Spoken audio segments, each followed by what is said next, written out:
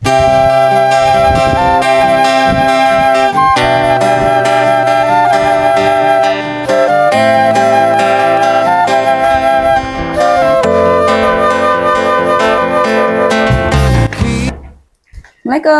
Pak. Permisi, Pak. Mau ketemu dengan Bapak Kepala Sekolah SMA, Pak. Ada, Pak? Assalamualaikum. Waalaikumsalam. Maaf, Pak. Saya Dini Apriani, JGP Angkatan 8. Saya dari SDN 16 Krui. Saya di sini mau minta tolong kepada Bapak. Saya ingin mewawancarai Bapak untuk kegiatan CGP saya, Pak, di modul 3 ini, Pak. Jadi, Pak, terima kasih ya, Pak ya. Tapi sebelumnya, Pak, gimana Bapak memperkenalkan diri dulu, Pak? Baik, Bu. Terima kasih. Ya, perkenalkan, saya Waspodo Arwibowo. Saya Kepala SMA Negeri 1 Bangkunan Blimbing di Kabupaten Pesisir Barat. Dan saya menjadi kepala sekolah di sini kurang lebih 1 tahun, Bu. Itu. Oke, terima kasih, Pak. Oke, jadi selama ini bagaimana Bapak dapat mengidentifikasi kasus-kasus yang merupakan dilema etika atau bujukan moral, Pak? Kasus dilema etika dan bujukan moral. Jadi kalau saya mendengar apa yang Ibu sampaikan terkait dilema etika itu kan berkaitan dengan sesuatu yang benar ketemu dengan yang benar. Ya. Sedangkan kalau bujukan moral itu bisa saja dia benar, bisa juga bertemu dengan yang salah, atau yang salah ketemu dengan yang benar. Seperti itu, Pak. Bu, ya. Iya, Pak. Jadi memang ya selama ini pengalaman memang pernah saya menemukan atau menemui hal-hal seperti itu di sekolah yang saya pimpin. Jadi banyaklah, Bu, hal-hal yang ya harus saya pecahkan, yang harus saya selesaikan terkait dua hal tersebut, baik itu dilema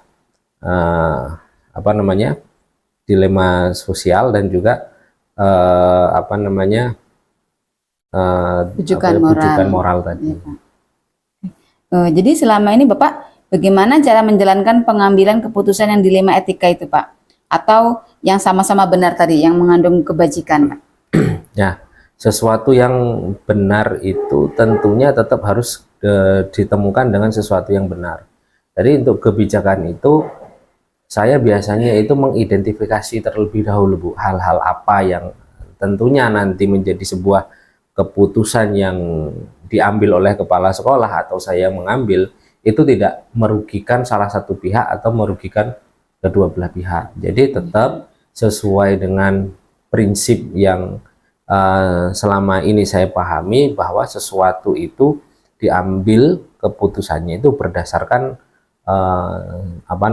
sebuah musyawarah mufakat, baik dari kepala sekolah dengan guru atau dengan orang yang terlibat dalam kasus atau dilema tersebut. Sedangkan kalau yang dengan bujukan moral tersebut hal yang sama, tetap saya juga melihat, mengidentifikasi kenapa hal itu bisa terjadi, kenapa hal itu bisa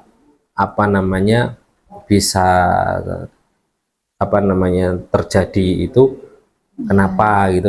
Tetap saya identifikasi terlebih dahulu dengan saya menanyakan kepada guru yang terlibat atau kepada siswa. Itu ya yang selama ini saya lakukan, Bu. Oke, Pak.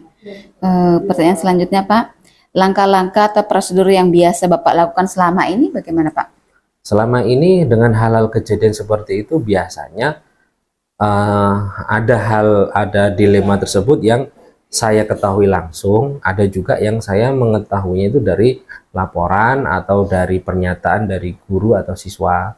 Jadi kalau itu saya dengar dari guru, saya panggil guru tersebut di ruangan ini, saya ajak komunikasi, saya ngobrol tentang etika apa yang harus diselesaikan, dilemanya seperti apa, itu saya ajak ngobrol guru tersebut. Demikian juga dengan siswa, kadang-kadang ada siswa yang laporan, ada siswa yang ribut, ngomongin sesuatu yang tidak pas di sekolah, saya panggil anak tersebut, saya ajak ngobrol. Tapi kalau dengan siswa, tidak saya ajak ngobrol di dalam ruangan ini. Jadi saya ajak ngobrol sambil jalan, saya ajak dia jalan ke depan sekolah, atau saya ajak jalan sambil di belakang sekolah, saya menanyakan hal-hal dilema ya, atau hal-hal dilema etika yang disampaikan oleh siswa tersebut. Jadi ketika saya ajak ngobrol di luar, itu tidak ada siswa lain itu yang beranggapan, kenapa sih kepala sekolah kok bawa anak, atau kepala sekolah sih manggil si A ke kantor, kenapa, atau si A udah dipanggil ke kantor kemudian nanti ke kelas ditanya kamu ngapain dengan kepala sekolah. Pasti kan nanti sesuatu itu tadinya yang sifatnya apa namanya Formal. sifatnya itu pribadi, atau sifatnya itu tidak mau diketahui oleh banyak orang, akhirnya orang lain pengen kepo, sok tahu gitu kenapa gitu kan. Jadi kalau saya ajak anak itu ngobrol sambil jalan, jadi anak siswa yang lain itu akan beranggapan bahwa wah, kepala sekolah itu lagi ngobrolin apa gitu. Itu aja, seperti itu. Oke, bagus ya Pak ya. Jadi selama ini Bapak sudah menerapkan yang tentang Ki Hajar Dewantara itu Pak ya, berpihak pada murid gitu Pak ya. Iya. Oke, untuk selanjutnya Pak, hal-hal apa saja yang selama ini Bapak dianggap efektif dalam pengambilan keputusan pada kasus dilema etika Pak? Selama ini yang saya praktekkan di sekolah ini, yaitu tadi ketika saya berkomunikasi dengan guru, saya mencari informasi lebih dalam dari guru tersebut, kemudian saya mengajak guru itu untuk berpikir bagaimana untuk menyelesaikan dilema etika ini supaya tidak berkepanjangan. Nah, dari saran-saran yang sudah kami obrolkan antara kepala sekolah dan guru-guru itu, biasanya misalkan itu harus melibatkan orang tua, saya membuat surat keputusan atau saya membuat surat tugas, perintah tugas kepada guru untuk melaksanakan home visit ke rumah orang tua siswa, misalnya seperti itu. Kenapa kalau kenapa nggak dipanggil saja misalkan? Kadang-kadang beberapa orang tua itu, beberapa siswa itu merasa malu kalau orang tuanya dipanggil ke sekolah. Maka ketika nanti ada anak teman kelasnya atau beda kelasnya itu melihat kok, bapaknya itu dipanggil ke sekolah, pasti anak itu bermasalah. Nah, itu kan nanti anak yang tadinya tidak tahu apa-apa ditanya temennya kenapa orang tamu dipanggil ke sekolah, ya untuk menjaga mungkin rasa malu atau rasa kecewa supaya tidak diketahui oleh banyak siswa, maka yang kami tempuh adalah home visit, melakukan kunjungan ke rumah. Dengan kunjungan ke rumah, ngobrolnya mungkin lebih efektif, kemudian bisa dicari mungkin apa dari pihak orang tua pengennya seperti ini loh, saya dari pihak sekolah pengennya seperti apa. Di situ nanti akan ada berita acara, titik temu, ya kira-kira kita tidak berpihak. Kadang-kadang orang tua beranggapan ketika dipanggil di sekolah, orang tua sudah punya rasa takut, jangan-jangan saya ngapain di sekolah, jangan-jangan begini-begini, sudah punya pikiran-pikiran negatif yang terlalu tinggi. Tapi kalau sudah ketemunya di rumah, mungkin pikiran itu tidak ada, malah justru orang tua di rumah itu merasa enjoy dan nyaman. Santai ya Pak ya. Untuk pertanyaan selanjutnya Pak, hal-hal apa yang selama ini menjadi tantangan Bapak dalam pengambilan keputusan pada kasus dilema etika Pak? Ya, tantangannya itu kadang-kadang ada keputusan yang kita ambil atau saran yang kita ambil itu mungkin tidak sesuai dengan harapan orang lain. Salah satunya harapan dari guru. Kadang guru ada yang berkeinginan, wah, kepala sekolah itu harusnya tegas, kepala sekolah itu harusnya prinsipnya itu harus kuat.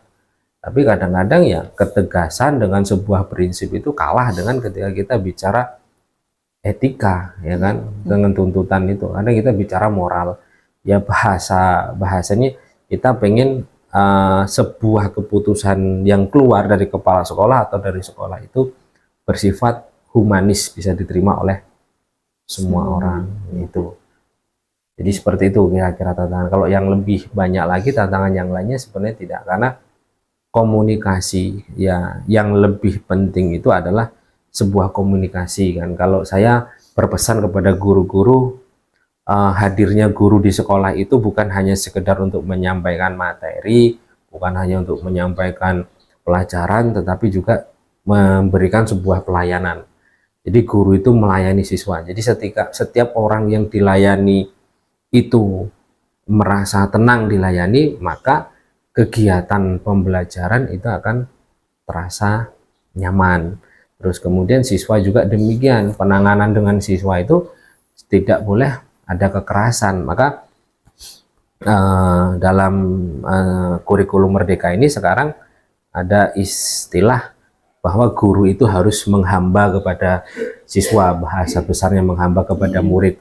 Dan kita seluruh guru, seluruh pendidik itu harus tahu gitu kan, apa kodrat alamiahnya si murid gitu lah. Dari kodrat alam, bahkan kemudian kodrat keadaan itu harus dipahami benar-benar oleh seluruh guru, seperti itu, Bu. Oke. Apakah Bapak memiliki jadwal tertentu, Pak, untuk menyelesaikan kasus dilema itu, Pak? Atau Bapak langsung menyelesaikannya di tempat, Pak? Kalau pengalaman yang saya rasakan, yang pernah saya laksanakan, ketika ada kasus dilema tersebut, itu tadi, Bu, tidak langsung saya selesaikan, tetapi saya pikirkan terlebih dahulu di ruangan ini, di sekolah ini. Saya mengajak guru-guru, beberapa guru untuk berpikir, mencari langkah-langkah apa yang baiknya diambil oleh sekolah terkait dilema etika. Kemudian setelah ada rasa kemufakatan antara sekolah, kepala sekolah dan guru, maka nanti kita selesaikan. Jika itu berkaitan dengan orang tua, memang orang tuanya bisa ke sekolah, ya akan bagus diselesaikan di sekolah. Tetapi kalau orang tuanya tidak bisa sekolah, ya diselesaikannya di rumah orang tua, seperti itu. Jadi ya, melihat situasi dan kondisi, tidak mungkin tidak semua langsung sat diselesaikan, enggak. Seperti itu. Pak. Jadi untuk menyelesaikan kasus ini, Pak, apakah ada seseorang atau faktor yang mempermudah Bapak atau yang membantu Bapak dalam mengambil keputusan dalam kasus dilema ini, Pak? Kalau faktor yang mempengaruhi saya, yang jelas enggak hanya satu atau dua orang, tetapi ketika saya pimpinan di sekolah ini sebagai kepala sekolah, ya artinya saya memikirkan beberapa faktor baik dari guru, faktor dari tenaga kependidikannya, dan juga faktor siswa dan orang tua. Jadi semua itu saya pikirkan. Jadi untuk mengambil sebuah kesimpulan itu tadi, tidak ada yang merasa dirugikan. Jadi memang banyak benar, kita melakukan sesuatu yang benar, tetapi kebenaran yang kita ambil itu juga dirasakan dan dianggap benar oleh orang lain, seperti itu. Oke, Pak. Jadi dari semua hal yang telah disampaikan tadi, Pak, pembelajaran apa yang dapat diambil dari pengalaman Bapak dalam mengambil keputusan dilema etika, Pak? Pembelajaran yang dapat saya ambil, saya rasakan itu adalah, pertama itu adalah rasa percaya diri.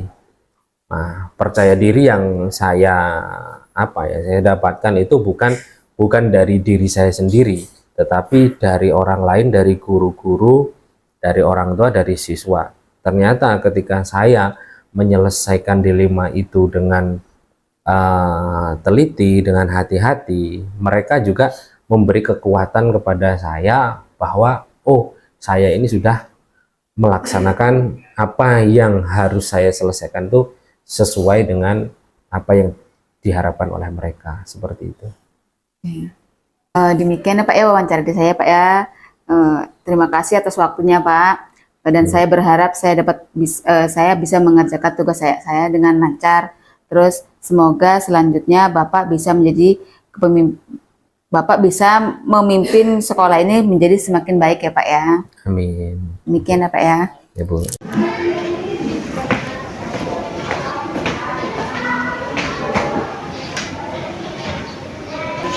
Ya. Assalamualaikum warahmatullahi wabarakatuh. Waalaikumsalam warahmatullahi wabarakatuh. Saya di sini Dini Apriani, CGP Angkatan 8 dari Pesisir Barat. Saya akan melakukan wawancara dengan Kepala Sekolah SDN 16 Krui terkait dengan modul 3.1 yaitu dilema etika. Pertama Bapak silakan memperkenalkan diri dulu. Nama saya Budianto, saya selaku Kepala SD Negeri 16 Krui, Kecamatan Bulan, Kabupaten Pesisir Barat. Terima kasih Pak. Mengenai selama ini Pak bahwa Bapak menjadi kepala sekolah, bagaimana Bapak dapat mengidentifikasikan kasus-kasus yang merupakan dilema etika atau bujukan moral Pak? Selama saya menjadi kepala sekolah, cara menghadapi beberapa kasus seperti dilema etika adalah kasus yang sama-sama benar. Kalau bujukan moral itu adalah kasus yang benar dengan kasus salah. Bujukan moral biasanya menyangkut ke ranah hukum. Kalau dilema etika biasanya karena ada rasa keadilan dan kasihan dalam pengambilan keputusan. Yang kedua Pak, selama ini Bapak bagaimana menjalankan pengambilan keputusan dilema etika atau yang sama-sama benar yang mengandung kebajikan? Dalam pengambilan keputusan dilema etika ini biasanya saya memperhatikan nilai-nilai kebajikan seperti kejujuran, keadilan, kemudian kekasihan, kesetiaan, dan lain-lain. Dan keputusan itu berpihak pada murid dan dapat dipertanggungjawabkan. Selanjutnya Pak, bagaimana langkah-langkah Bapak atau prosedur yang biasa Bapak lakukan selama ini Pak? Pertama saya akan mencari informasi terlebih dahulu. Saya akan datang ke lapangan, turun langsung dan mewawancarai dari berbagai pihak. Lalu setelah itu saya akan menganalisis untuk mengambil suatu keputusan yang terbaik. Dan selanjutnya Pak, hal-hal apa saja yang selama ini dianggap efektif dalam pengambilan keputusan terkait dengan kasus dilema etika Pak? Bagi saya merasa suatu pengambilan keputusan itu efektif apabila dilakukan dengan spontanitas, tergantung objek permasalahan yang dihadapi di lapangan. Misalnya saya langsung akan menuju atau mencari informasi dengan cara wawancara atau dengan cara sharing dengan tim manajemen sekolah, guru, baik itu guru senior maupun guru juniornya. Itu dengan kita akan mengambil pendapat dari mereka supaya keputusan itu diambil dengan keputusan bersama. Dan selanjutnya Pak, hal apa yang selama ini menjadi tantangan dalam pengambilan keputusan Bapak pada kasus dilema etika Pak? Tantangan yang dihadapi dalam pengambilan keputusan dilema etika ini adalah apabila kurang bisa diterima. Tentu saja kita harus bisa meyakinkan orang-orang yang terlibat dengan keputusan kita ini. Oke. Selanjutnya, apakah Bapak punya jadwal tertentu Pak untuk dalam penyelesaian kasus dilema etika ini Pak? Dalam penyelesaian kasus dilema etika ini tidak ada jadwal tertentu. Pokoknya harus kita selesaikan dengan baik dan sebisa mungkin selesai tidak terlalu lama. Artinya secara spontan, kalau bisa selesaikan dengan spontan. Oke. Adakah faktor-faktor Pak atau seseorang yang dapat mempermudah atau membantu Bapak dalam pengambilan keputusan dalam kasus dilema etika ini Pak? Faktor-faktor yang memudahkan adalah berasal dari adanya dukungan jajaran, mulai dari wakil kepala sekolah misalnya, kemudian guru-guru, kemudian para tenaga teknis dan tenaga administrasi dan lain-lain. Nah itu. Oke. Yang terakhir Pak, jadi semua hal yang telah terjadi telah disampaikan pembelajaran apa yang dapat diambil dari pengalaman Bapak untuk mengambil keputusan dilema etika ini Pak? Pengalaman yang saya bisa ambil adalah pengalaman merupakan itu adalah suatu guru terbaik. Kita belajar dari berbagai kejadian itu untuk setiap kasus permasalahan yang terjadi di lapangan. Jadi kasus yang terjadi itu bukan gambaran apa pembelajaran kita sebagai pengalaman kita untuk kedepannya. bahwa kita telah sudah tahu cara untuk menangani kasus-kasus seperti itu. Demikian Pak ya wawancara dari saya Pak ya. Saya mengucapkan terima kasih atas waktunya dan saya berharap bisa meringankan juga saya. Terus semoga Bapak menjadi kepala sekolah dengan kepemimpinan yang menjadi lebih baik lagi ya Pak ya. Terima kasih sama-sama.